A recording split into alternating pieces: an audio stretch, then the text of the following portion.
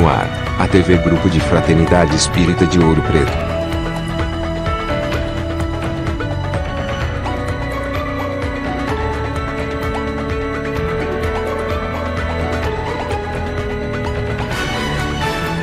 O Fraternidade divulgando o Espiritismo.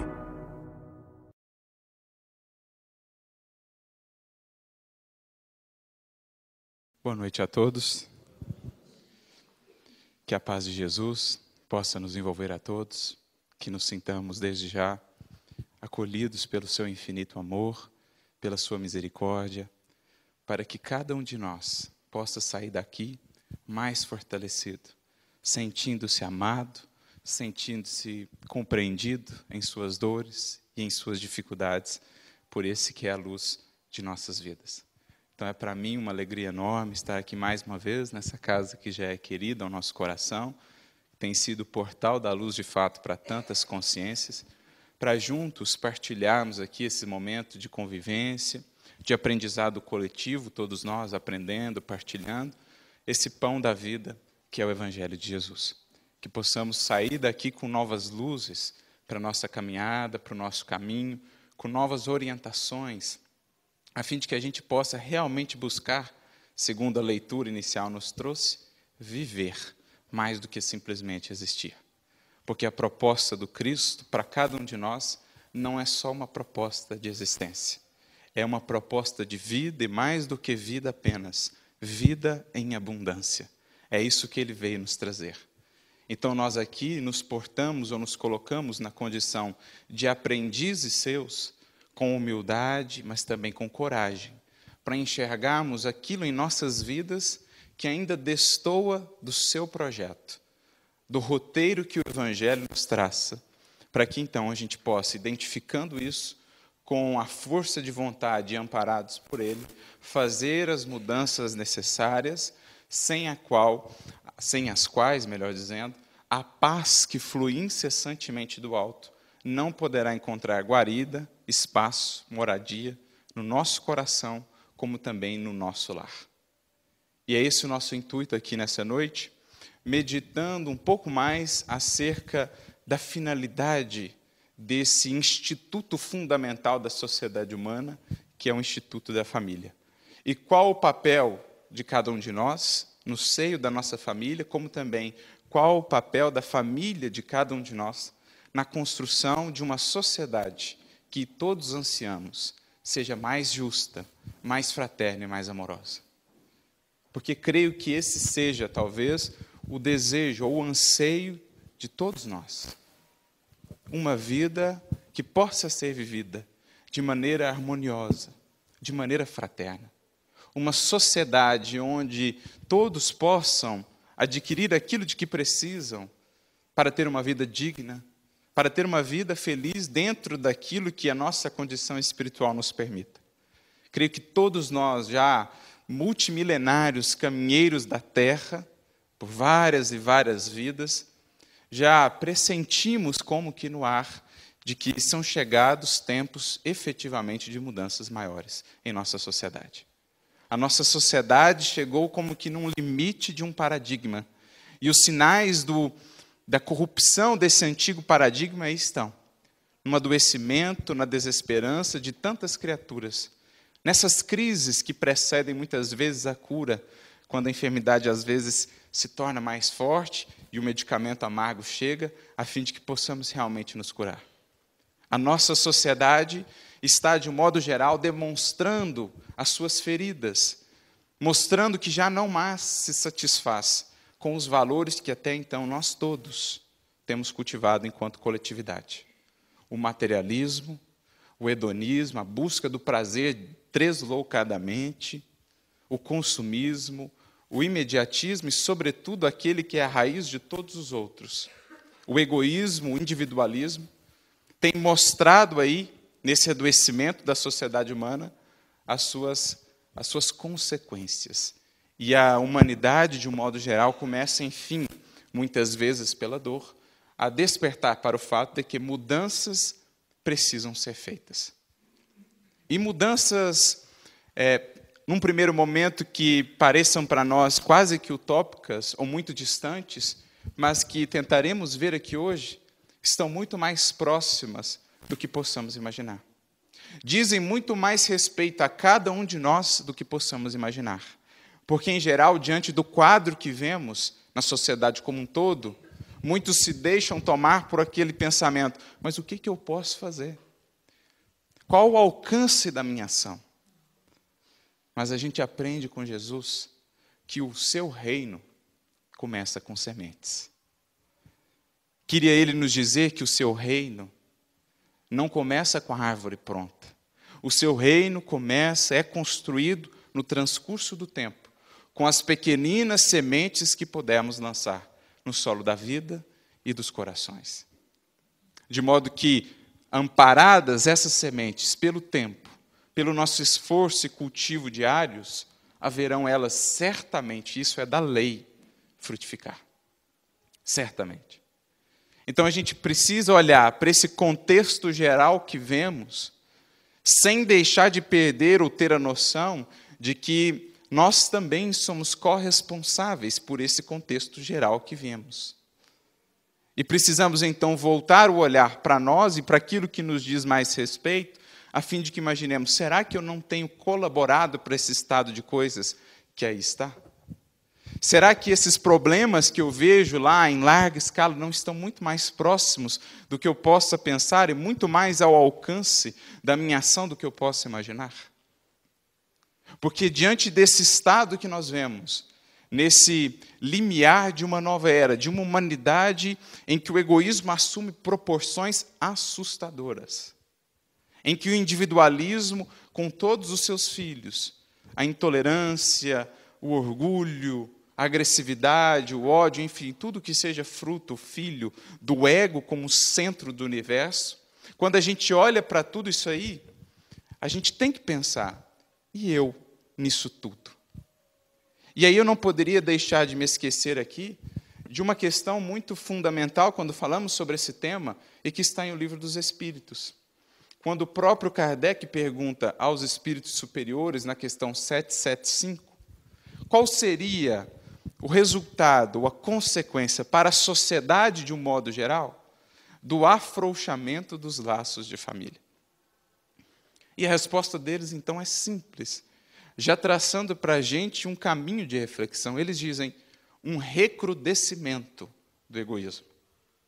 A palavra recrudescimento parece mais difícil, mas nada quer dizer do que um retorno, com sintomas ainda mais agravados dessa que é, na definição dos Espíritos, a grande pandemia da humanidade a ser tratada, aquela da qual derivam todas as outras. Então, um recrudescimento do egoísmo, que é o que os nossos olhos aí têm visto, nas guerras, que embora todo o avanço seguem se proliferando, na corrupção, que embora todo o avanço científico, tecnológico, segue se espalhando como um câncer, em todo o mais, na intolerância, no ódio, nos preconceitos que aí estão, a gente fica a se pensar: será então que, na verdade, o adoecimento da sociedade não é, pelo menos em boa parte, também um reflexo do adoecimento ou da perda de propósito da família? Do que seja a família? E é importante que se frise desde já, quando falamos famílias, não estamos falando desse ou daquele modelo, desse ou daquele padrão. Estamos falando, sobretudo, de laços entre seres, sejam eles quem forem, quantos forem, mas, sobretudo, aquele núcleo mais estreito em que você é chamado a conviver, seja pelos laços da consanguinidade, seja pelos encontros da vida. Isso é família para os espíritos. Então, será que esse adoecimento que aí temos visto, com consequências tão dolorosas para a nossa vivência e harmonia social, não é, na verdade, algo que começa mais embaixo ou mais próximo de nós? Num adoecimento do próprio entendimento do que seja a família, da oportunidade bendita que ali temos e a tarefa essencial que ela cumpre no mundo, sobretudo aqui no mundo de nós, os encarnados. Então é com esse olhar que aqui hoje a gente vai conduzir a nossa reflexão. Mais do que isso, olhando para a família não só do ponto de vista do mundo material, mas entendendo-a ou enxergando-a do ponto de vista do mundo espiritual. Porque aí, então, a sua finalidade, o seu objetivo se engrandece ainda mais, porque não é simplesmente, como muitas filosofias materialistas e utilitaristas tentam nos fazer crer, uma construção social. A família é mais do que isso. Ela é, em si mesma, uma instituição divina, com finalidades também, veremos, divinas. Então, a gente vai olhar para a família sobre essa perspectiva, para que cada um de nós, no silêncio do coração, com a sinceridade legítima de quem quer aprender com Jesus caminhos de renovação, possa analisar qual tem sido o seu papel na sua família e como a sua família tem se portado diante do contexto em que estamos inseridos. Então, não falamos aqui, refletimos aqui, apenas para que cada um de nós se sinta culpado por não estar fazendo isso ou aquilo. Nós recebemos o conhecimento do Evangelho do Cristo, não para voltarmos no passado e ficarmos a nos martirizar pelo que não fizemos. Com Jesus, nós aprendemos a olhar para frente. Nós aprendemos, sim, com o passado como referência.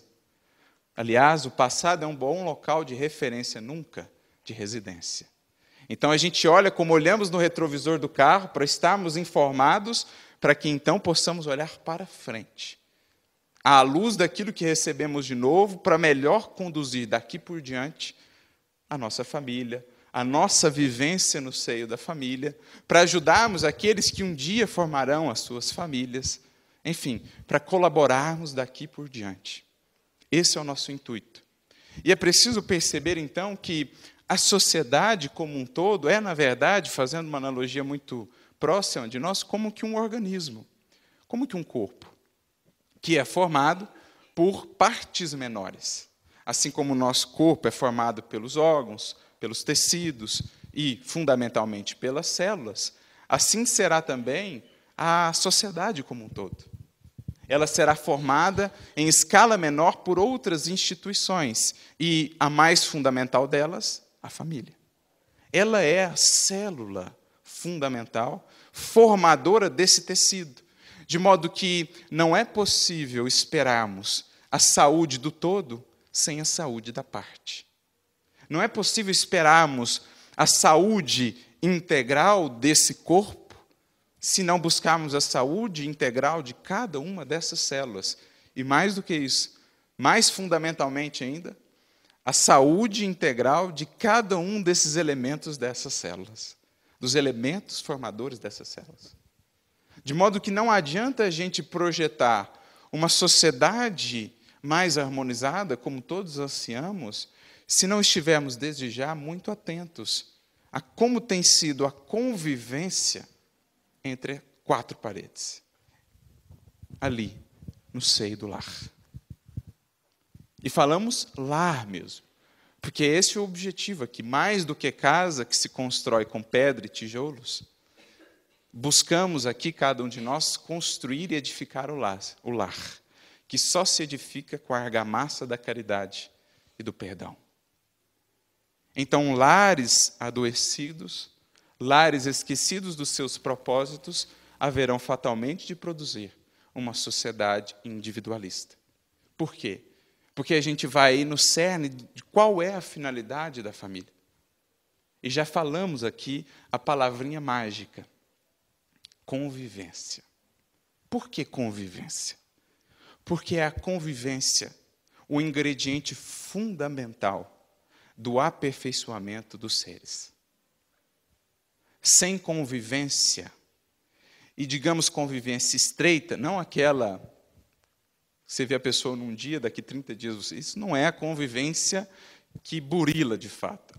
A convivência que transforma, que aperfeiçoa o ser, é aquela feita na estreiteza da intimidade, em que nós conhecemos e entramos em contato com o outro tal qual ele é, não tal qual ele se apresenta, muitas vezes, na sociedade. E é isso justamente o que os Espíritos vão dizer na questão anterior. frisando o porquê da importância da família. Na questão 774, eles dizem assim: os laços sociais são importantes para o aperfeiçoamento, para o progresso das criaturas. E o laço da família, ou os laços familiares, mais apertados tornam estes, os sociais. Em outras palavras, eles estão a dizer: de nada adianta aguardar laços sociais entre os povos, entre as nações, entre as comunidades, fortes, harmoniosos, luminosos, se antes não soubermos edificá-los no seio do próprio lar. Então é como que a família se convertesse, a partir daí, aos nossos olhos, num curso intensivo de convivência, de compreensão, de caridade, no seu sentido mais abrangente. É por isso que Jesus vai dizer, num livro muito interessante, muito propício para esse tema, Jesus no Lar, de Neio Lúcio, através do Chico. No capítulo 1, ele começa a dizer assim: a paz que esperamos do mundo começa em nosso próprio lar. Como aguardar a paz entre as nações se não temos conseguido cultivá-la entre 3 ou 4 sob o mesmo telhado? E é interessante porque é um raciocínio tão simples. Porque tudo que o Evangelho é simples. Eu me lembro que certa feita o Chico falou isso. Uma pessoa procurou ele perguntando algumas coisas acerca do Evangelho, e o Chico respondeu, com uma fala de Jesus, e o cara falou assim: não, mas isso aí é óbvio. E ele falou: mas sim, meu filho, tudo que está no Evangelho é óbvio. A gente é que complica. Tudo que está no Evangelho é óbvio. E esse é um raciocínio óbvio. Como é que eu vou esperar contribuir para a construção real da paz do mundo, se, para com aqueles que eu realmente convivo e, portanto, conheço as fragilidades, conheço as imperfeições, conheço as lutas, eu não tenho conseguido desenvolver esse amor? Aquilo que terei lá fora com aqueles que eu vejo esporadicamente não é amor real. É por isso que Kardec diz: só a convivência é a pedra de toque das virtudes. Está no Céu e Inferno, capítulo 3. Porque só ela dá realmente a medida do quanto a gente se aperfeiçoou. Porque aquele que vivesse no insulamento não existiria para ele nem vício nem virtude. Mas é na convivência que, de fato, eu posso aferir o quanto eu já realmente desenvolvi as virtudes que o Evangelho propõe como o único caminho real para a felicidade. Aliás, basicamente, toda a parte do livro Céu e Inferno, o resumo do livro Céu e Inferno é assim: a criatura é tão feliz quanto ela soube construir em si mesma virtudes e saberes, sobretudo virtudes. E será tão infeliz quanto imperfeições ela ainda tiver e não tiver trabalhado. Então, é por meio dessa convivência estreita que eu consigo realmente saber se eu tenho sido mais paciente. Porque não nos enganemos, não achemos que por ser paciente e cordato com as pessoas aqui, nós de fato somos. Porque, em geral, a gente tem a visão do fulano ou do ciclano, eu mesmo, aqui na casa espírita. E eu acho que eu sou isso aqui. Eu acho que eu sou o Arthur que vem à casa espírita, que é cordato com as pessoas, gentil. Mas muitas vezes me esqueço que eu sou o Arthur que convive lá em casa, com a Flávia, mais proximamente com o Cláudio. Então o Cláudio teria mais propriedade para dizer quem realmente é o Arthur, porque convive comigo. Porque senão a gente vive alimentando essa ilusão de que somos essa capa que criamos. Nós precisamos urgentemente perceber que é no espelho dos nossos parentes, daqueles que conosco convivem, que podemos realmente enxergar quem eu sou. E aí a importância essencial da família, como esse curso intensivo que vai aos poucos nos preparando, nos forjando, muitas vezes em dificuldades grandes, em extremas lutas, para que a gente esteja um dia apto a amar a todos incondicionalmente. Porque a gente só vislumbra o que seja o amor incondicional. Amar, gente, incondicionalmente as pessoas. Em outras palavras, amar independentemente do que a pessoa faça para você. Essa é a proposta. Então veja o quanto nós temos a caminhar. Porque se a gente pensar em termos de humanidade, quantos contrastes. Indivíduos de todo tipo.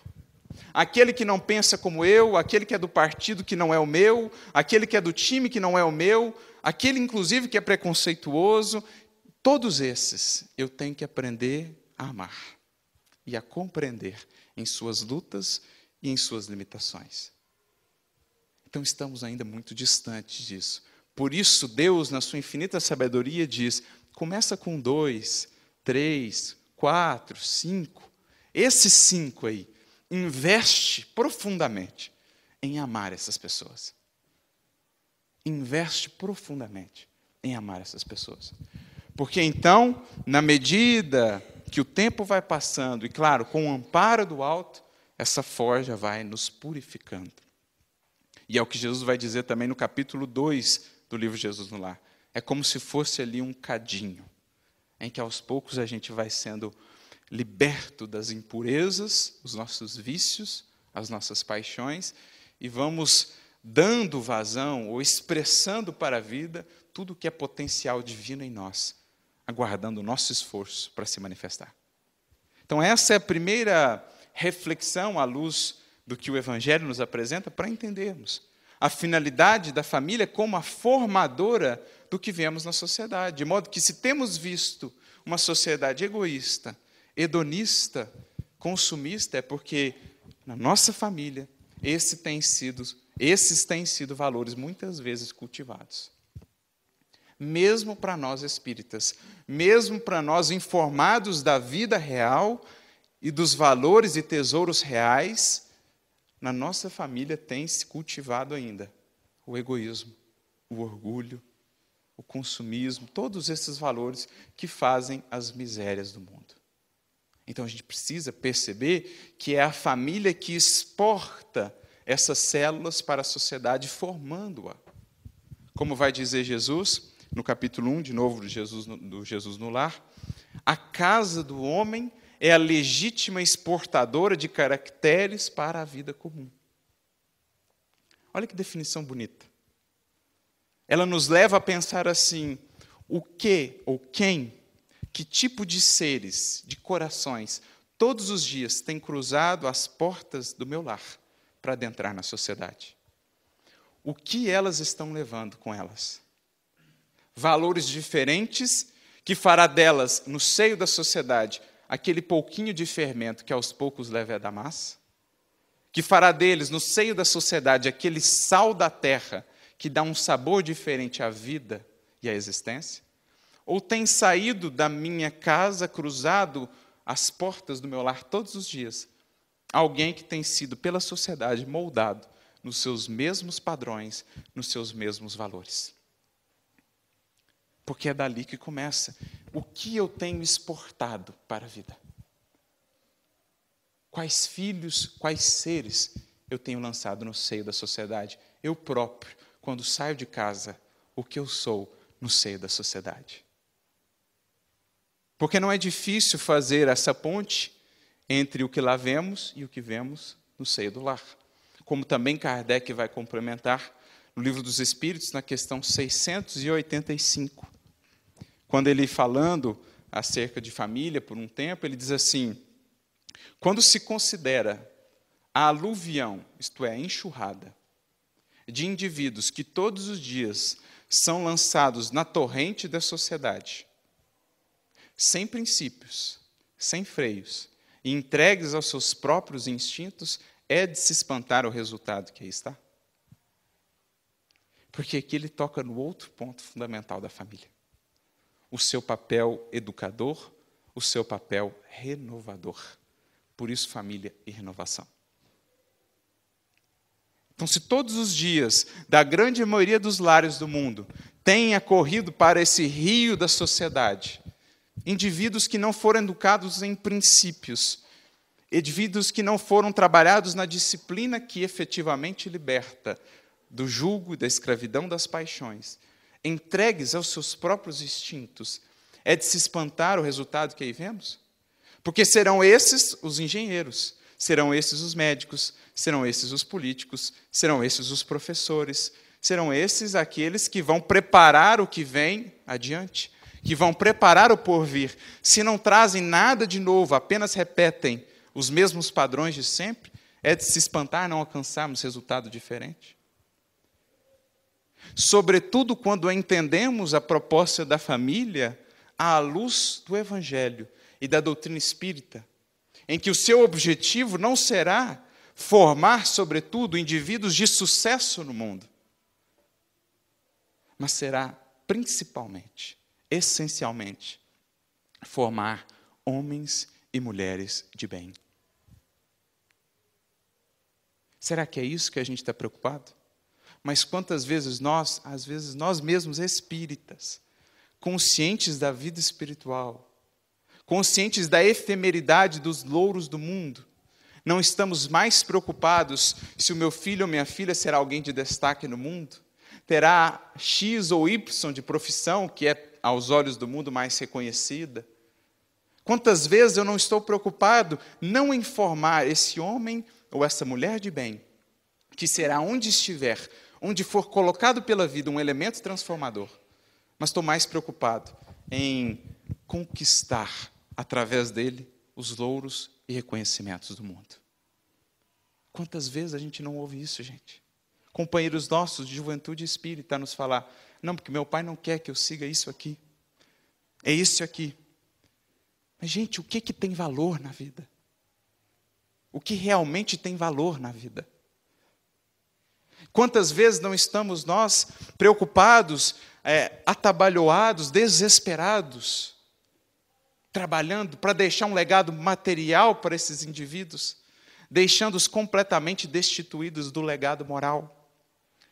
Passamos a vida inteira, afanosamente, ajuntando, porque o mundo nos diz que tem que ser assim. Mas não ajuntamos momentos, convivência, proximidade. Então chegamos ao final da vida desiludidos. E muitas vezes, dizem os espíritos, passamos no mundo espiritual pelo maior dos sofrimentos, ou um deles, que é ver os herdeiros brigando pelo legado material, completamente esquecidos de qualquer legado moral. Qual herança que a gente quer deixar para quem vem depois? Então a gente precisa redimensionar o que seja isso que a gente está fazendo e cultivando na família, porque às vezes nós estamos repetindo esses padrões.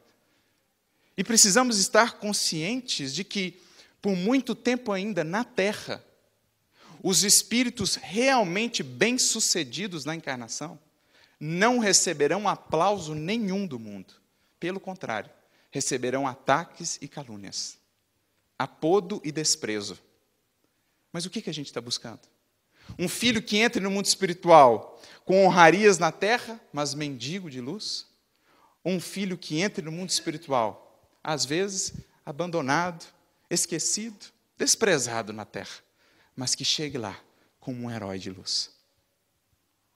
Então o que a gente está buscando? Porque essa é a finalidade da família. Preparar a nova geração não só de corpos, mas de espíritos, de seres. Porque às vezes a gente lê lá a Gênesis, o último capítulo, né, são chegados os tempos, a gente vê lá, né, bonito, a nova geração. E a gente acha que a nova geração é só os seres que estão nascendo agora. Que a gente acha que a nova geração tem a ver com o corpo, ou com data de nascimento. Tem nada a ver. Nova geração, gente, são espíritos que vivem diferente. E são esses que vão transformar o mundo. E todos aqueles que transformaram o mundo, em geral, não foram compreendidos em seu tempo. Não receberam do mundo os louros. Não têm status, ou se as estátuas foram feitas, foi 500 mil anos depois. Passaram muitas vezes no mundo como anônimos, mas como servidores, semeando amor, semeando luz, semeando verdade por onde foram. E foram eles o sal da terra. Poucos, muitas vezes, mas com um potencial de ação enorme. Então, esse é o papel renovador da família. Educar essa alma num novo molde. Moldar o seu caráter tendo um novo referencial, que é Cristo. E quando a gente enxerga a vida pelos olhos do Cristo, há uma mudança completa de paradigmas e de valores. Muitas vezes o que antes era uma conquista, agora não representa nada. Mas o que antes não representava nada, agora é a verdadeira conquista. Esse é o papel, ou essa é a missão, talvez a mais nobre missão dada a alguém na terra, da paternidade e da maternidade. Me recordando aqui da questão 582 do Livro dos Espíritos, quando Kardec pergunta, pode-se considerar uma missão a paternidade, né? A maternidade e a paternidade? E os Espíritos dizem, de maneira enfática, sem contestação possível, não tem contestação, uma missão. Mais do que isso, um dever, que diz respeito muito mais do que o homem pensa à sua responsabilidade quanto ao futuro. Então, sabe qual a nossa maior responsabilidade quanto ao futuro? Está lá, entre os nossos. Entre aqueles que a vida nos colocou sob a tutela, sob a orientação. E aí eles têm uma resposta dura mais adiante, nessa mesma questão, mas para nos chacoalhar, eles usam uma alegoria, eles dizem, mas quantos não estão mais preocupados em cuidar do seu jardim, a fim de que deem flores e frutos em abundância, e esquecidos de moldar o caráter dos seus filhos? Faziam eles ali uma analogia para com as inúmeras distrações que aqui na terra nos fazem esquecer do que é fundamental. Preparar essa alma, conduzi-la e entregá-la ao final da vida mais próxima de Deus e dos valores do Cristo. Por isso diz também Santo Agostinho, no capítulo 14, honra o vosso pai e a vossa mãe. Ele diz assim, ó espíritas, compreendei qual é a finalidade da humanidade. Compreendei que quando produzis um corpo, o espírito que vem do espaço para nele encarnar, vem com o objetivo de progredir. Espiritualmente, é claro. Então, inteirai-vos dos vossos deveres e ponde todo o vosso amor em aproximar de Deus essa alma. Porque essa é uma tarefa que não se faz sem amor. E essa é a tarefa que vai trazer a cada um de nós, temos a certeza, mais do que tudo mais que possamos fazer no mundo, a sensação de dever cumprido ao coração.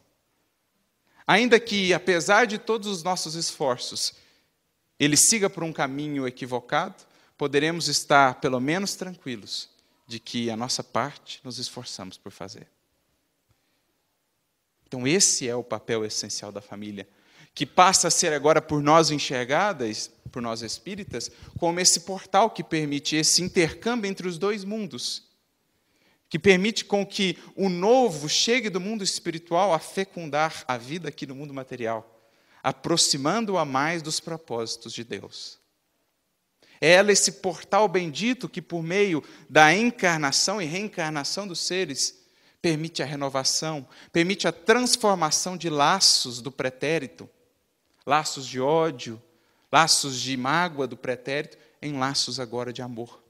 Porque é tão perfeita a lei divina que fez com que os seres que de lá vêm encarnem num corpo frágil e passemos todos pela bênção temporária do esquecimento, a fim de que estejamos mais suscetíveis a acolher a mudança, a renovação.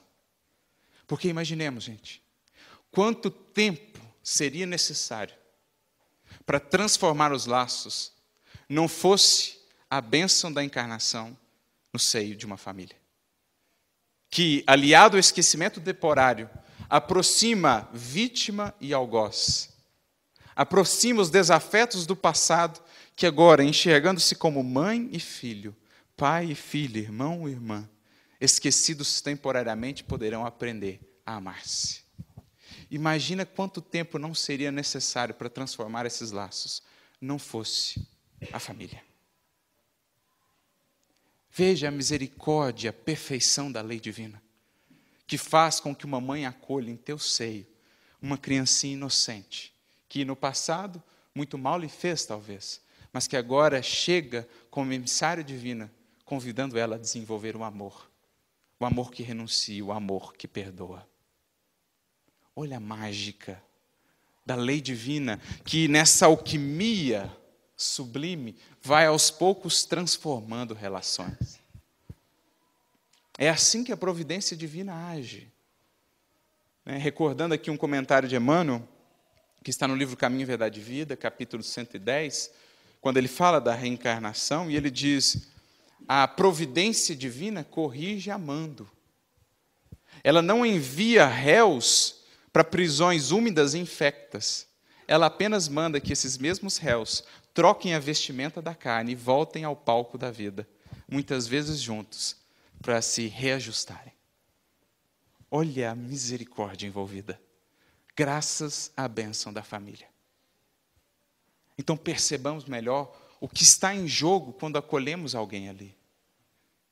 Qual oportunidade não estamos tendo de reconciliar, de amparar, de transformar, de crescer, trazendo para a nossa família os valores do Evangelho. Percebendo ou aceitando aquele convite de Jesus, aquela orientação de Jesus quando diz: deixai vir a minhas criancinhas. Porque ele não diz: vinde a minhas criancinhas, porque elas não saberiam fazê-lo. Ele diz, ou ele se volta àqueles que as receberam, dizendo: deixai vir a mim a elas. Como a dizer assim: olhe muito bem para a sua vida, para a sua caminhada, para os seus valores, para que percebas se tem sido um impulso ou um obstáculo para que aquele serzinho possa sair daqui mais próximo de Jesus. Por isso, a tarefa de educar, a mais nobre de todas, demanda um compromisso de vida. Por isso, ao descrever o educador, nas palavras do Evangelho, bom pastor, Jesus irá dizer: o bom pastor é aquele que dá a sua vida pelas ovelhas. Em outras palavras, é aquele que percebeu que a sua vida deve estar essencialmente a serviço dessa que é a mais nobre de todas as missões: conduzir as ovelhas que nos chegam frágeis ao grande pastor, nosso Pai. Por isso, todos nós que adentramos no Evangelho com Jesus, somos primeiramente convidados a 2 deveres fundamentais. O primeiro deles, o mais essencial de todos, da nossa própria transformação. Mas o segundo deles, sermos, no lar que a vida nos deu, os seus mensageiros. Ainda que sem palavras, ainda que apenas no olhar, na presença, aqueles que mantêm a candeia bem acesa, elevada ao candeeiro da exemplificação. E aí eu me recordo de um caso interessante, que está narrado no Evangelho de Marcos, capítulo 5, quando Jesus vai à região de Gerasa, e ele encontra um homem obsidiado, na linguagem do Evangelho, um endemoniado. Então ele procede à cura daquele indivíduo. E o indivíduo fica tão agradecido para com ele, que diz assim: irmão, eu vou largar tudo e vou te seguir.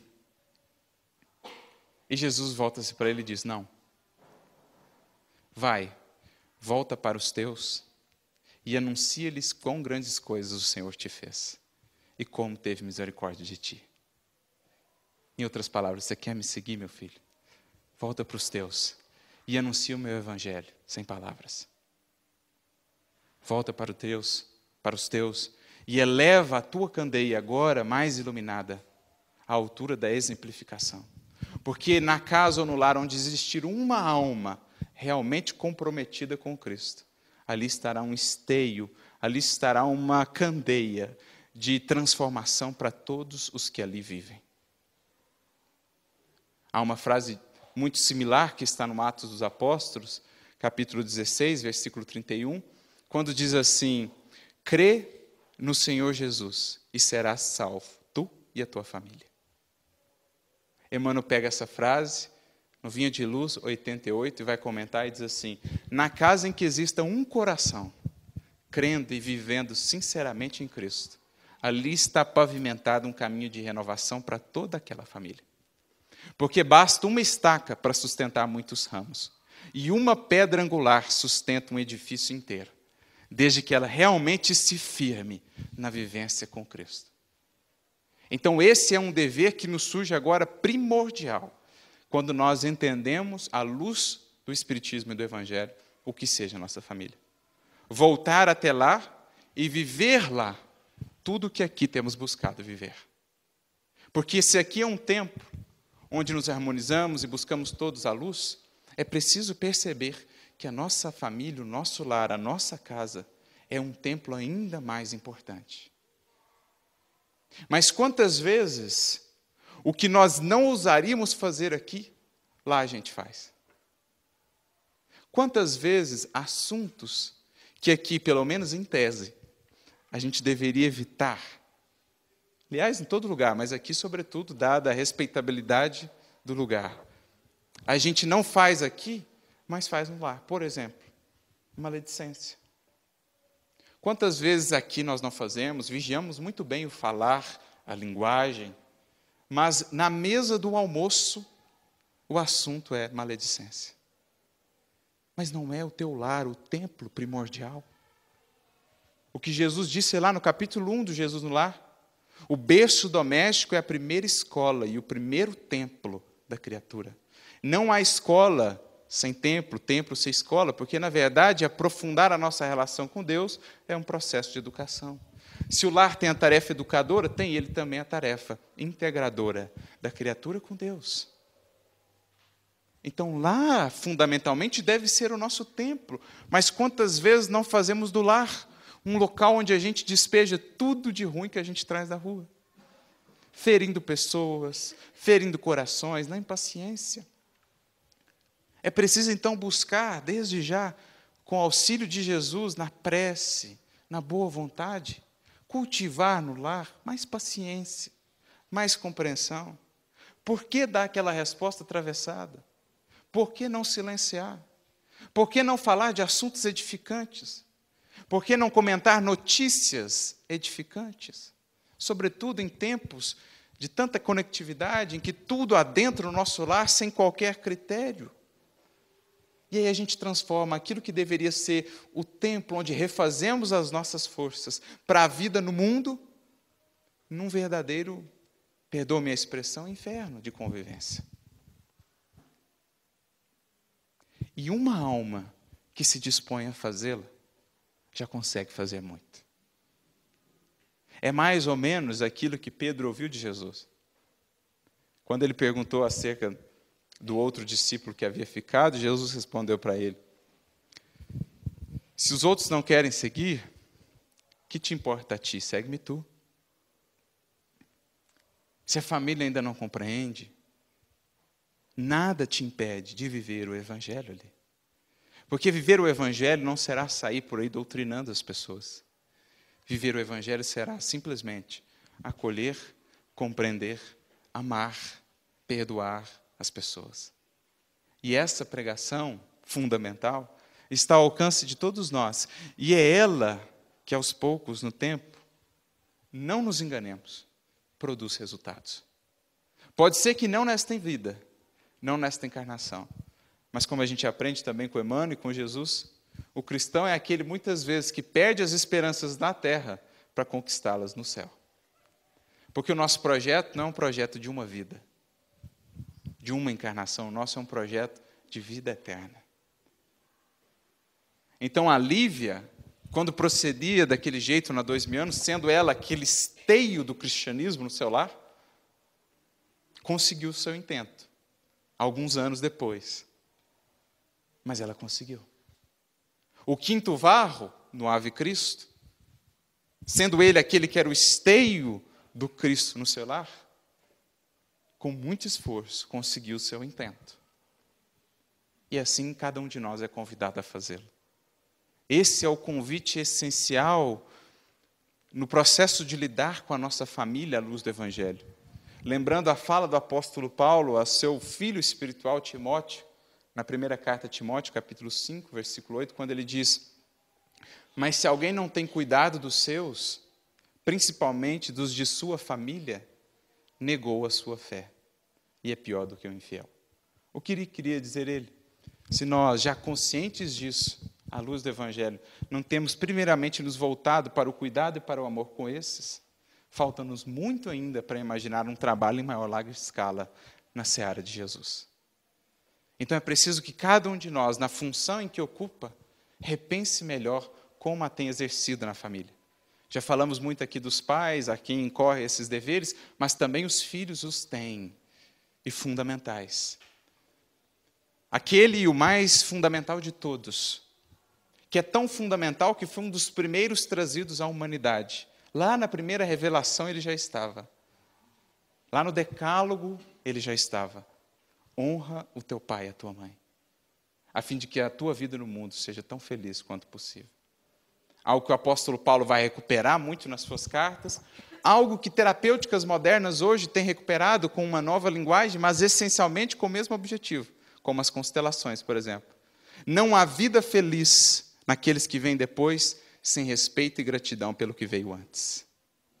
Ainda que aos nossos olhos, sempre com uma visão muito imperfeita, tenham se equivocado, deram-nos eles a vida. E só por isso já mereceriam a nossa eterna gratidão. Porque enquanto não há esse respeito e essa gratidão por aqueles que nos deram a dádiva de recomeçar e de renovar, a nossa vida não flui.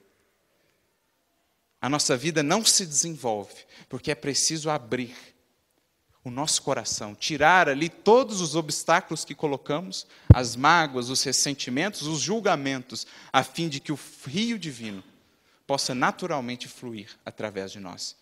Por isso, você que é jovem, que é filho, honra o teu pai e a tua mãe. Deram eles a você a oportunidade de voltar. E talvez você não lembre agora, mas no mundo espiritual você implorava para voltar. Você ansiava pela oportunidade de recomeçar. E eles te deram isso. Eles te deram isso. Então acolhe isso e leva daqui por diante isso no seu coração, na forma de gratidão, fazendo daqui por diante o melhor que você puder.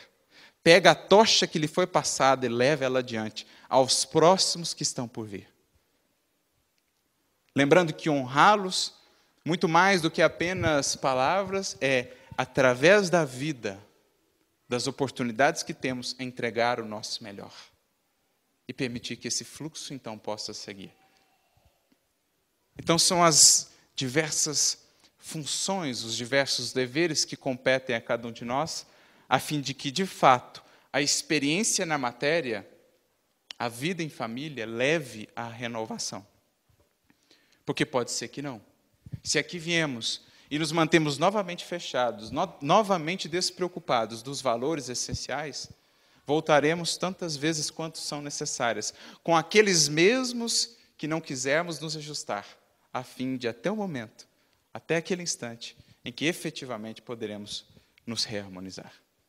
Por isso, eu gostaria de, já encaminhando para o nosso encerramento, ler um trecho de uma mensagem de Emmanuel, que está no livro Mãos Marcadas, capítulo 21, intitulado Consanguinidade, em que ele diz assim: recebes no lar a herança do passado. Então, o seu lar é um reflexo de tudo que você semeou no passado. Ali está o que você conseguiu realmente ajuntar na vida. Manifesta naquela herança o seu lar, com a qual reestruturas o próprio destino na direção do futuro. Então, se aquilo é o que temos, não nos prendamos àquilo, olhemos para o futuro que nos aguarda. É aí, no cadinho fervente das reações espirituais intensivas, que se nos exercita o coração para servir à família maior, a estender-se na humanidade inteira.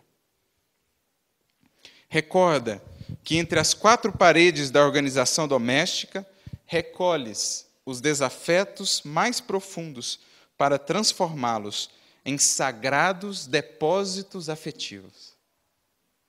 Sagrados depósitos, do verdadeiro depósito, do verdadeiro valor espiritual que possamos ter. Sob o selo do esquecimento com que a lei do Senhor socorre à vida física.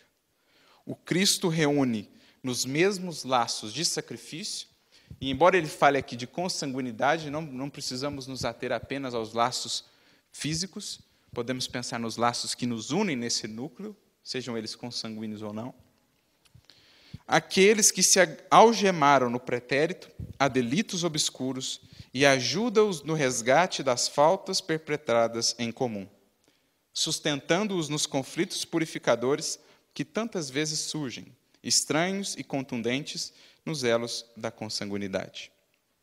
E por isso, ele conclui mais adiante: não valem a deserção das obrigações regeneradoras ou a fuga da renunciação ao áspero serviço que nos cabe atender, porque amanhã a vida constranger-nos-á de novo a regressar ao cálice de fel menosprezado a benefício da nossa própria cura. Em outras palavras, fugindo agora, nos encontraremos na próxima esquina da vida.